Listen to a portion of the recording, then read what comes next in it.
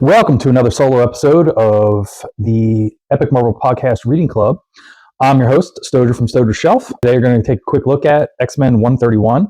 Title is Run for Your Life. Quick overview of this issue. Jean, Scott, Dazzler, and Nightcrawler easily overpower some Hellfire goons and meet up with Kitty Pryde, who is trying to escape from them.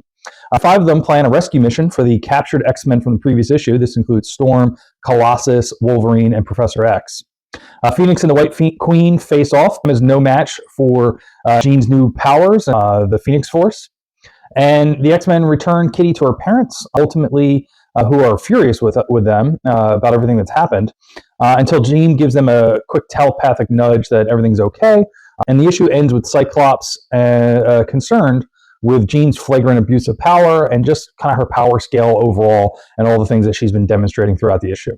My thoughts are, I love the classic headshot page opening up the issue. I think that looks great. Byrne's work in this book is very good. There's a lot of great power usage dynamics throughout this issue, especially how Nightcrawler is experimenting with attacking multiple people very quickly. Jean kind of changing her costume and facing off against the White Queen with the Phoenix symbol as her sort of astral projection or whatever it is there. The Hellfire goons or the Hellfire henchmen have really just a classic great costume in these issues. Love the way that Byrne draws it. It's simple. It doesn't look too crazy and too corny. You can almost imagine in real life these guys have this kind of faceless mask on. Otherwise, a very simple costume. Wolverine's really living up to his hairball reputation in this particular issue. He's they're all semi-naked in just their underwear. He's just covered in hair. I'm sure that Byrne got tired of drawing all the hairs across him. You see also a little bit of hints to come. Claremont must have had the idea in his head that Kitty was going to have an immediate crush on Colossus and where that relationship would go. I know some people think that's becomes problematic later. Ultimately, the way I look at it is there's certain characters that get aged up, and by the time Kitty and Colossus actually get together, she's more college age, if not in her early 20s.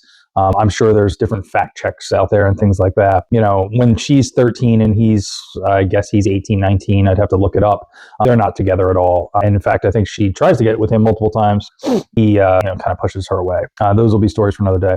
This issue is just basically a great appetizer for the things that are about to come and the sort of final battles with the Hellfire Club. That wraps up this quick rundown of X-Men 131. Looking forward to the next issue. And just as a reminder, if you are looking to fill up your shelf, this is the time of year to do it. There's a lot of great sales. Amazon, Target have random sort of buy two, get one free sales. You want to look for things that are already on sale, see how you can pair those things together. I recently was able to get the Carnage USA Epic Collection, a Black Widow Epic, and a Silver Surfer Epic from Cheap Graphic Novels, which is having a great Black Friday sale right now, all at reduced prices. That's another place to look at. In Stock Trades has some great sales going on right now too. I know these are all sort of US-based places. Panel Bound is another place. So if you are looking to purchase things from Panel Bound Comics, who has a lot of Omnis on 50% off sales, 40% off sales, things like that, you can use an additional code of Stoger for $2 off, STOJR, or Stoger Ship, all one word, STOJR, for 5% off 3 or more items in your cart. So that's another way you can save some money. All right, until next time,